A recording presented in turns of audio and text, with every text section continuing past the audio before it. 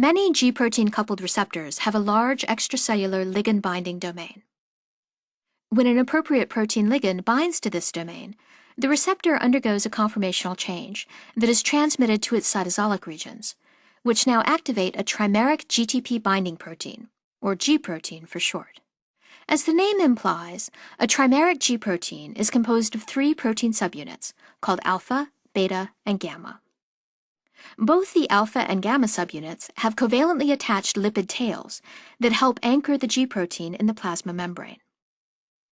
In the absence of a signal, the alpha subunit has a GDP bound, and the G protein is inactive.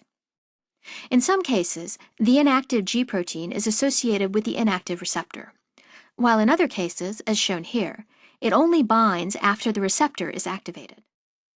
In either case, an activated receptor induces a conformational change in the alpha subunit, causing the GDP to dissociate. GTP, which is abundant in the cytosol, can now readily bind in place of the GDP. GTP binding causes a further conformational change in the G protein, activating both the alpha subunit and beta-gamma complex. In some cases, as shown here, the activated alpha subunit dissociates from the activated beta-gamma complex, whereas in other cases, the 2 activated components stay together.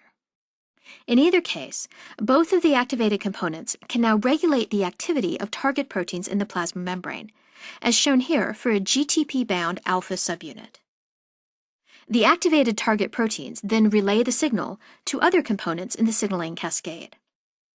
Eventually, the alpha subunit hydrolyzes its bound GTP to GDP, which inactivates the subunit. This step is often accelerated by the binding of another protein, called a regulator of G protein signaling, or RGS.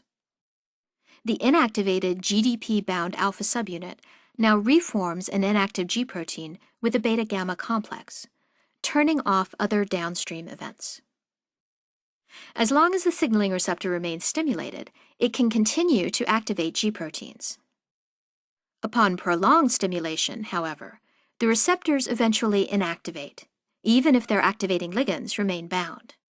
In this case, a receptor kinase phosphorylates the cytosolic portions of the activated receptor. Once a receptor has been phosphorylated in this way, it binds with high affinity to an arrestin protein, which inactivates the receptor by preventing its interaction with G proteins.